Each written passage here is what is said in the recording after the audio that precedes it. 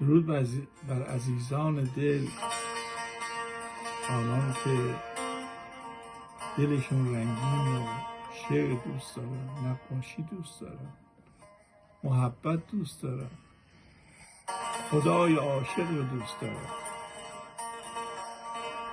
شعری تقدیم میکنم به خدمت شما.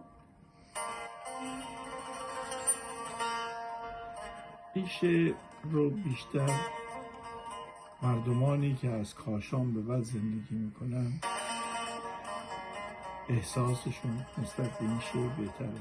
البته ادیبانی هستن که در خراسان و مازندران و کردستان و آذربایجان هم این احساس رو دارن، ولی من میخوام بگم کسی میخواد این شعر رو خوب بفهمه باید این شعر رو خوب احساس کنه. ببخشید بد گفتم بفهمه، ببخشید.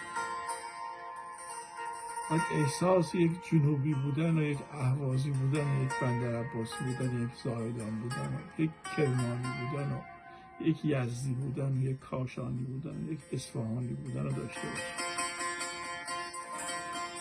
چون تمام همسن و سالای من بسیار در کوچه های خاکی دویدم، در کوچه های خاکی دویدم، از بوی عطر آن زمین نمناک سیر نشدم. در کوچه های گلی خاکی عاشق زندگی شدم. در دوران کودکی به دنبال نان عشق دویدم.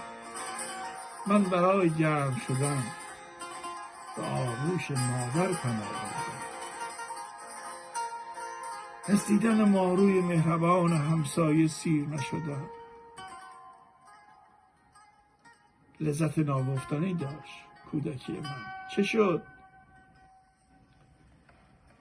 کجا رفت آن همه شوق،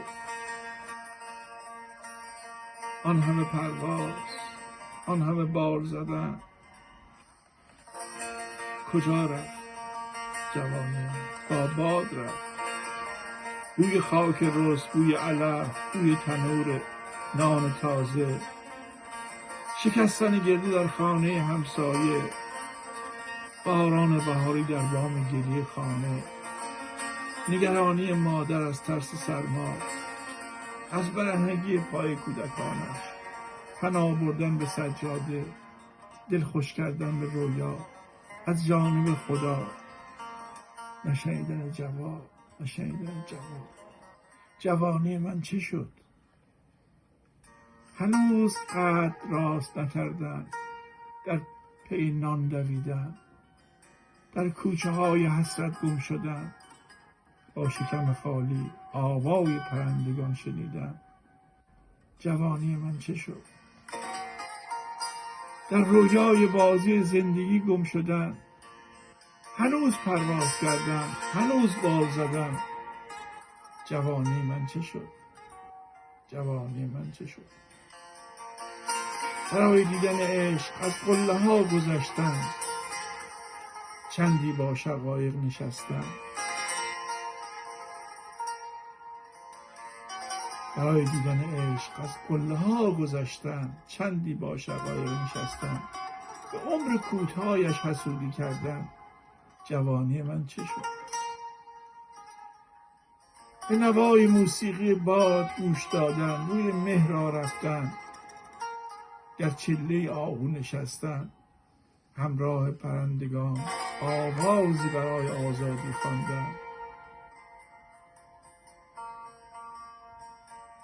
به روی خاک غلتیدن، از صدای چکمه ترسیدن، از دیوار سیاه هراسیدن. جوانی من چه شد؟ جوانی من چه شد؟ در تمام دوران از ترس خدا را صدا کردم، خدا را صدا کردم. جوابی نشنیدم، جوابی نشنیدم. به همراه پرندگان مهاجر، به همراه پرندگان مهاجر سفر کردم. از خانه پایان قله زیبا رفتم، یاد آن پرچم رنگینش نخوابیدم. جوانی من چه شد؟ جوانی من چه شد؟ از قله سرازیر شدم، به چه سرعتی به آخر رسیدم. جوانی من چه شد؟ جوانی من چه شد؟ در کوچه های خاکی دویدم، از بوی عطر آن زمین نمناک سیر نشدم. در کوچه های گلی خاکی عاشق زندگی شدم. در دوران کودکی به دنبال نان عشق دویدم. در دوران کودکی به دنبال نان عشق دویدم. درود بر شما. امیدوارم که ویدیوهایی که من میذارم دوستان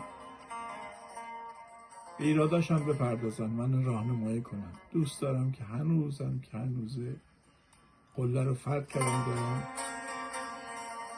برمیگردم یاد بگیرم. درود بر شما عزیزان دلم، سلامت باشید.